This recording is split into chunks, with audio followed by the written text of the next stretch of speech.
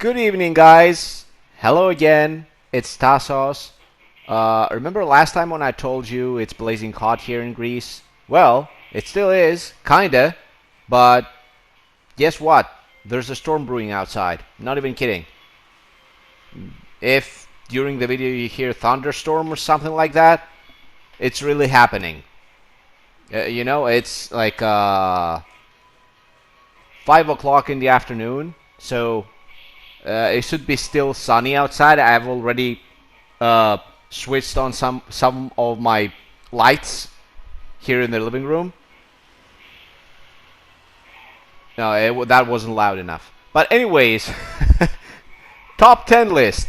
Last time we covered the NES, one of the most influential consoles of all time. And what's the next more logical step other than step into Sega Master System territory? Now, the Sega Master System is a console that's very dear to me, very nostalgic. It's actually the very first console I bought with money I kinda earned on my own. I mean, it was a scratch lottery, but it still counts, I think. Did you hear that? Anyways, yeah. So, the Sega Master System, it had the misfortune of being around at the same time as the NES, with its massive library and well-known games. But let me tell you what, don't underestimate the Sega Master System. It had some bangers of its own, and I'm here to cover that. In fact, I was really astonished to realize that it was just as hard to make this list as it was for me for the NES. So yeah, without further ado, let's go on number 10. You know the rules. The rules is I have to own a physical copy, and I mostly don't place games from the same series in the list more than one. You know, if it's one, there's some cases in which I will be doing that. I don't know why I feel to mention that today. Maybe we'll find out, maybe not. But anyways, on number 10, it's Sonic the Hedgehog on the Sega Master System.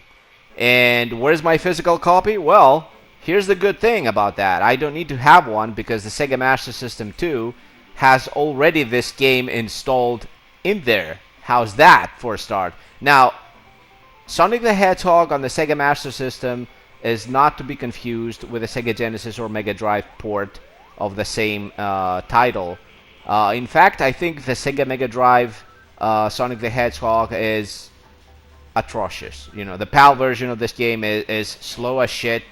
You can't compare that shit to Super Mario. Just don't do that. The Genesis version is a totally different thing, but still, I feel like this one, the Sega Master System version, is actually a lot smoother to play, and it's actually better. Why? Well, check this for once. You don't have so many obstacles during gameplay that you don't actually feel like you're doing a platform game other than a labyrinth game, which is the case on the Genesis game. But in this one, you have just as many obstacles as you need. The pacing is good. You feel like you're making progress. You feel like you're running, like you're supposed to be fast. It's Sonic the Hedgehog. So yeah, it should be like that, and it is like that on the Sega Master System version. Plus, you get to collect the Chaos Emeralds from inside the stages. You search for them inside the stages. Sometimes you can see them out of reach, and you can think a little bit outside the box to get them. So forget about those stupid luck-based puzzle games that you had on the Genesis version. This is the real deal. So deservingly so for me. Sega Master System, Sonic the Hedgehog on spot number 10.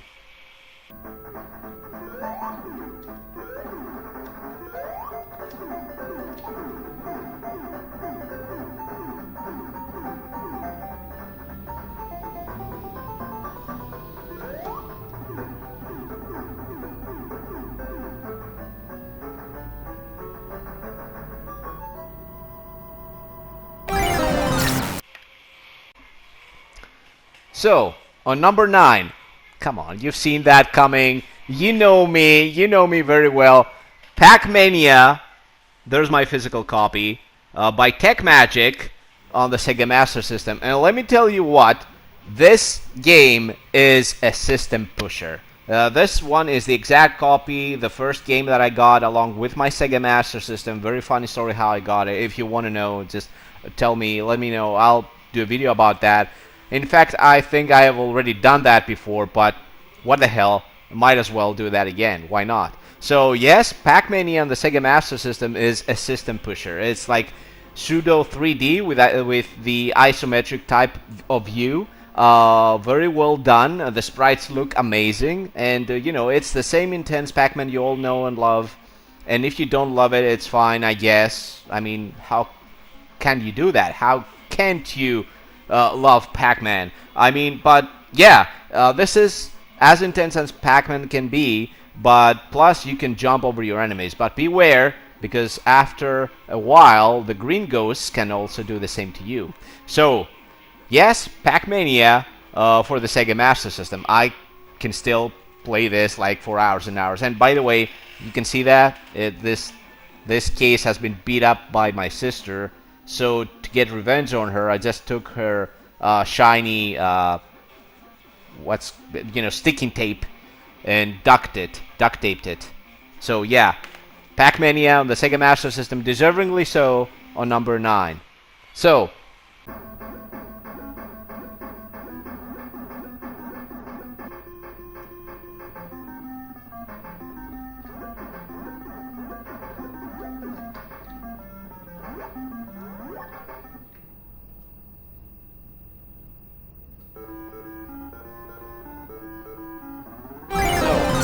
number 8. Where would oh my goodness, where would we be in this world if we didn't have ninja games, ninja video games, like games like Shinobi, Ninja Gaiden, and The Ninja, an arcade style of game for the Sega Master System. A very hard one as well. I like that. One-hit KOs and stuff like that. So it's very fast-paced. You have your it's a top-down view, and you can't say it's platforming exactly, even though it has some obstacles here and there, especially the second stage, but not so much of a platformer other than an arcade experience. Top-down view, killing some bad guys, climbing some walls here and there, getting through rivers by jumping from a tree log to another tree log that's floating on the river, obviously. And of course, you have the major menace, the major villain, the greatest bad guy in all video games, the guy with a Q-tip.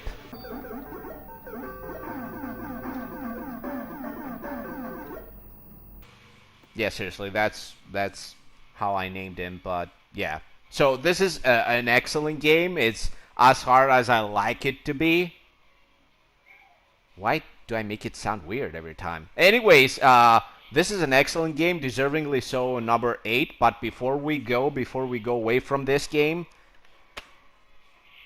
let's have a pun during this game, during this gameplay, this game's gameplay from the Englishman himself. He needs to say that. He needs to give a message. There is a secret here. You see these 2 lions? Do you know what happened to the third one? It died in the European Cup final. There's the secret scroll. So, like I said before, I'm not well in the head. Why? Here's why. Ghouls and Ghosts on the Sega Master System, which is an excellent port in my opinion. I love that series, you know that all too well. Ghosts and Goblins did make it on the top NES games in my list, and this is a pretty darn good port, let me tell you that. Yeah, I already said that. Yeah, I know. The only drawback with this game is obviously they didn't make it that difficult. So if you're trying to ease your way into these games, you know, if you're not too much the guy that would torture himself playing games like that, but still you want to enjoy the series, there's your port for you. The Sega Master System version is a lot easier. You can actually upgrade yourself, get a better armor, buy your better weaponry into the game, which is absolutely amazing if you ask me. But still, you know, if you want, you can stick to the basic form of Arthur in this game and basically have a harder experience. But yeah, this is Ghouls and Ghosts. This is almost arcade perfect. Like, it's no kidding. This system was capable of pulling off, on the graphics department at least, some really impressive games. I've seen Shadow Dancer on a cartridge that I have that, you know, how do you call these things? Like a EverDrive thing. I've experienced Shadow Dancer on there, and I think like it looked and sounded and played absolutely amazing. It was really smooth, and it's the same thing here. I feel like Ghouls and Ghosts is an excellent game for the Sega Master System. So, on number 7, we have Ghouls and Ghosts.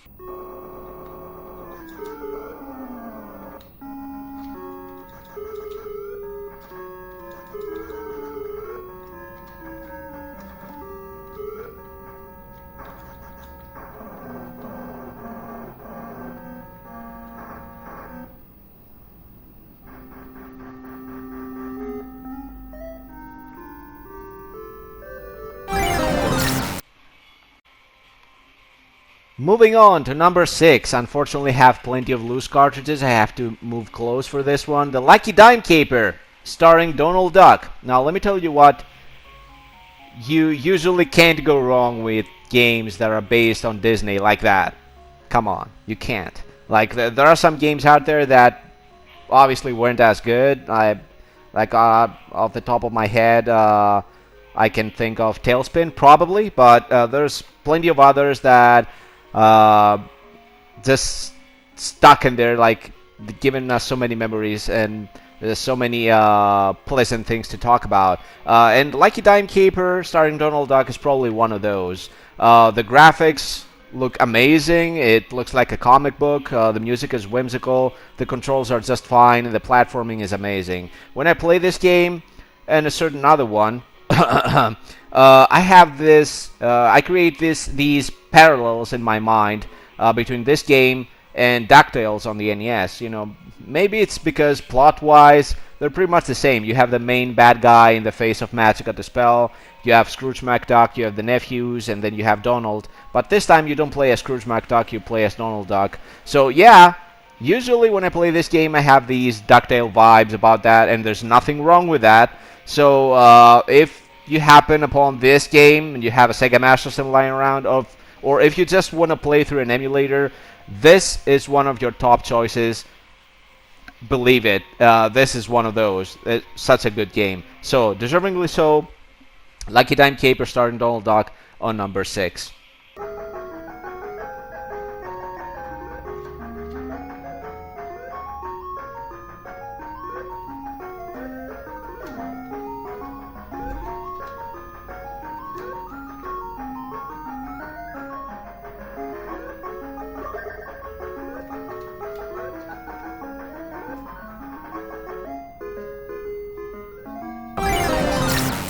And of course, on number 5, we have Castle of Illusion starring Mickey Mouse. Don't tell me you didn't see that coming. Those games are like twin brothers or sisters or something like that. But this time you control Mickey Mouse. You're trying to save Minnie from the hands of Miserable. That's a nice name for a witch, by the way. So you have plenty of stages. Again, the controls are smooth, the gameplay is fine, the platforming is excellent. I feel like maybe the boss fights are kind of lazy, but then again, how am I to judge? This is one of those games that can be challenging at times, and it's very, very satisfying to play as Mickey Mouse and using that rat ass of yours in a very similar fashion as Scrooge McDuck uses his pogo stick on DuckTales. If you're a mouse, just use your ass. Why am I weird today? Anyways,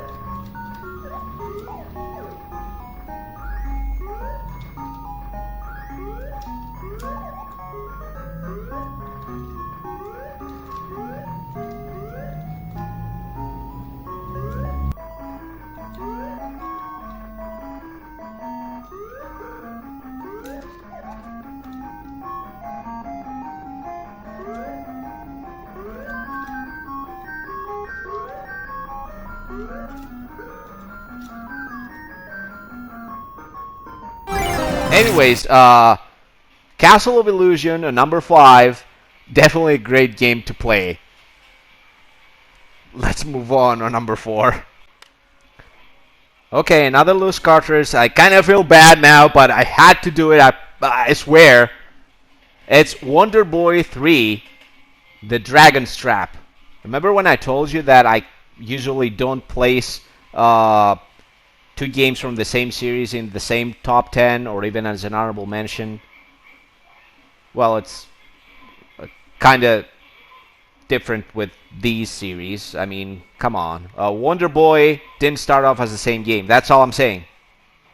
That's all I'm saying. Nothing else. This is an amazing game, by the way. RPG, 2D side-scroller action at its best. If you're one of those kids that felt really bad after playing Simon's Quest, I think Faxanadu or this one would make up for it. Like, it's that good. It's that good. It needs plenty of exploration. It's one of those games that you can't just sit down and finish it at once, you know, on one sitting, in one sitting. But maybe I'm wrong. Maybe I just can't do it. Anyways, haven't beat it yet, but that doesn't stop me from saying this is definitely one of the top games on the Sega Master System library. And I'm placing it on number 4.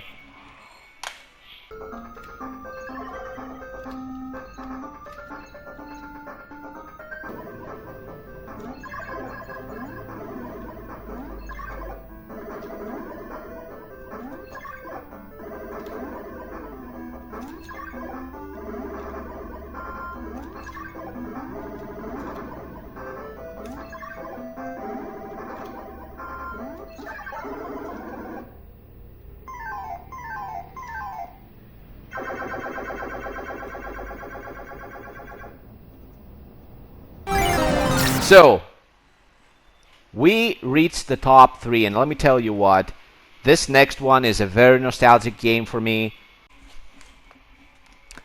It's Asterix and the Secret Mission. I remember when I first got this game, back to boxed games by the way, it's a weird story, a very funny story actually, not weird, funny story. We were at a boat, and there were these arcade machines, and one of them was Asterix, and I played with my sister.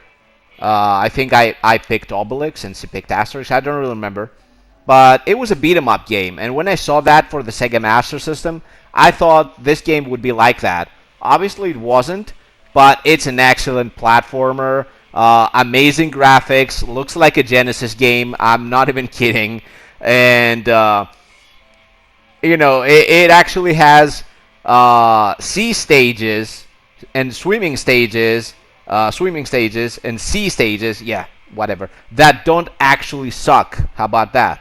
And every level has something new to offer.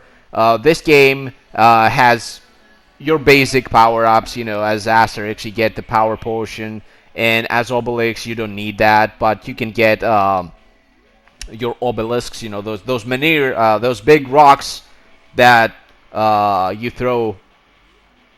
But I don't really think that normal people throw that shit. But anyways, if he can get those menhirs, those huge rocks, and throw them at his opponents.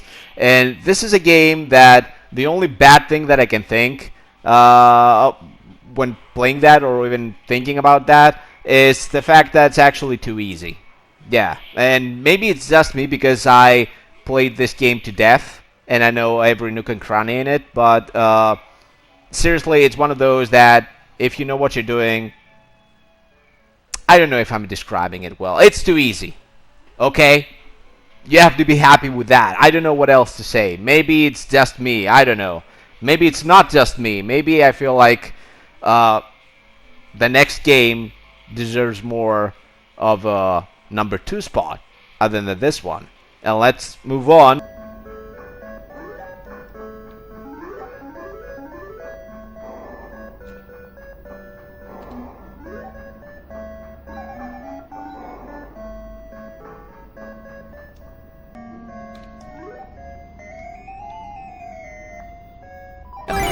Move on number 2. So Asterix is a number 3, deservingly so. And then we move on to Jurassic Park on number 2. Now, if you've been in this channel long enough, you know that I just love dinosaurs. And when Jurassic Park came out in theaters, my mom got me and we went there, we watched it, and I freaking loved it. And I had this weird dinosaur fascination anyways. So when I saw my chance and saw this excellent port of Jurassic Park on the Master System in a toy store back in the mid to late 90s, I bought it without thinking twice. And I was darn lucky, because most of Jurassic Park games that I know of in 16-bit era or before that, they were average at best. I'm not kidding when I say that. Like, most of them don't make any sense. I have, I think, Jurassic Park Rampage Edition on Genesis. Even though I think it seems like an interesting game, I just can't. I just can't. I feel like there's plenty of things wrong with it. For example, but this one follows the movie loosely, but it follows it enough. So you play as Alan Grant, and you're trying to grab all the dinosaurs and bring them back to their enclosures in order for the park to function and open at the right day that it was supposed to open. So this game has 2 endings, which is absolutely amazing. Like, it has 2 endings. And you have 3 types of weapons to use as Alan Grant when fighting dinosaurs, going through those beautiful levels. You can see plenty of different types of dinosaurs. There's one thing that really annoys me in this, and this is the system where you actually have to pause to change your weaponry. But you know why pause on the Master System is bad? Is because your pause button is not on the controller, it's on the actual console. And imagine having to change your weapon every now and then. Like, fortunately, you don't need to change your weaponry as much if you know what you're doing. There's certain levels that you need a certain type of weapon, but you'll need to experiment to know at which point to use which weapon the first time you play it. So it's also kind of bad. You know, that's also kind of a bad aspect. But otherwise, I think this might be the single best Jurassic Park game of its time. And I absolutely love this game. I played this to death with my best buddy for many years. And I can still pop this sucker in, as a very famous YouTuber once said before me, and play it to this day. It still rocks. So, before we move on to the number 1 spot,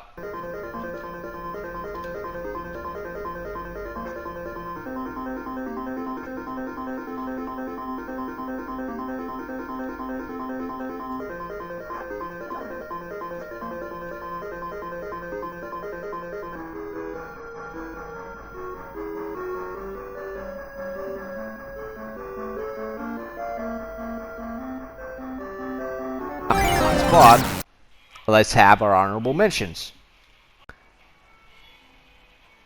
Yesterday, I uploaded a playthrough of this game, Renegade, on the Sega Master System. And let me tell you what, this is a beat 'em up, a pretty darn good one.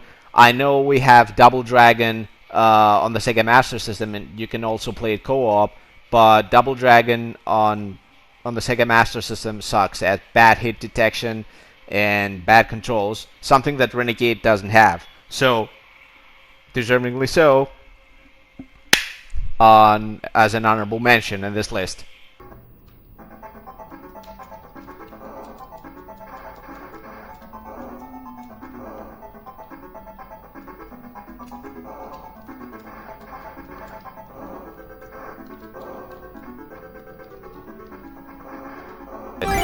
And then after that, you'll know how I love RoboCop. So we have RoboCop, come on, focus, RoboCop versus Terminator on the Sega Master System. Obviously, the Sega Genesis game is one that I really want to own at some point. It's one of those that I don't have, and I would really like to have that. But, you know, it's not that easy to come by. This actually has really smooth controls. It plays really fun. If it had a better ending, a much more elaborate ending, with more cutscenes, maybe I would love it even more. But still an honorable mention.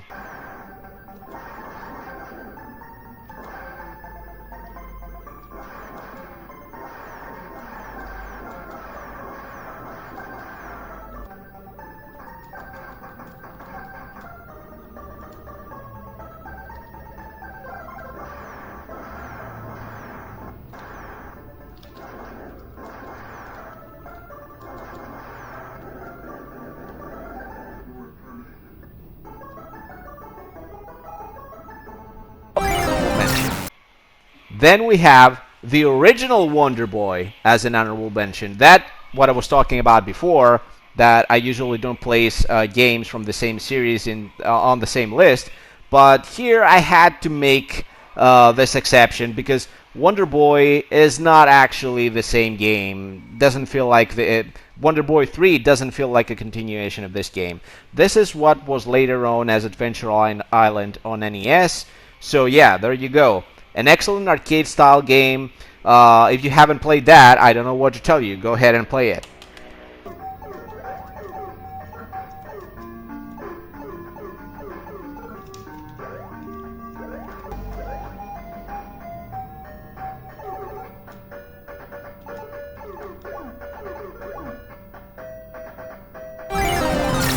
Seriously, before everything we had motorcycles, and now we have helicopters.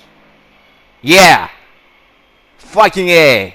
So, the next honorable mention is Nuclear Creature, or as many other people know it, Transbot. This copy is by Tectoy, so it's obviously a Brazilian copy. Still have the manual in there.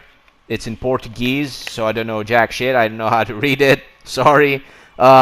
This is a very basic game, but very fun to play. The only thing that ever bothered me is that you need a specific type of weapon to use at a specific point in the game in order to progress, instead of just the game letting you know that, well, this is the end of level 1, let's go on level 2. It ends with you fighting an AT, was that how these were called? Or a type of droid that kind of resembles Ed 209. Yeah, there you go. We covered it. A really fun game to play. I still play it from time to time.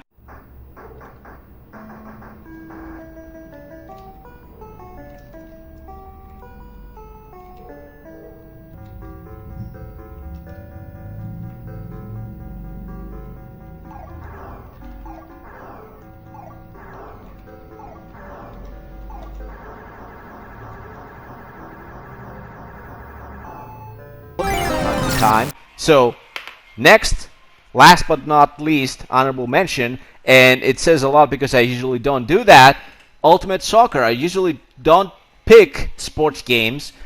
This kind of feels like sensible soccer with tighter controls. It has some really nice goals that you can score in there, and you can pick Greece and go all the way to the final and win the World Cup.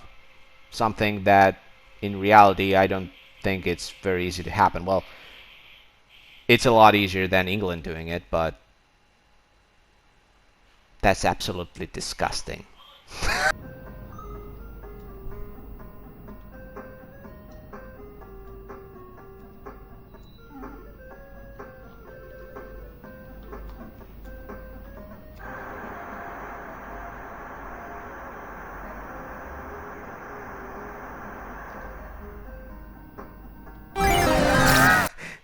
Anyways, we reached the final spot, number 1. So on number one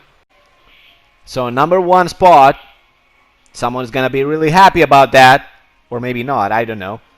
We have Master of Darkness.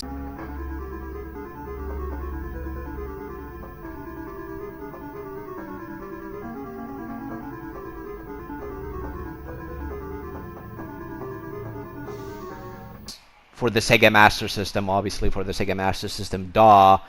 So if you want to copy something, do it the right kind of way. And this, my friends, is the right kind of way. This is obviously a Castlevania clone.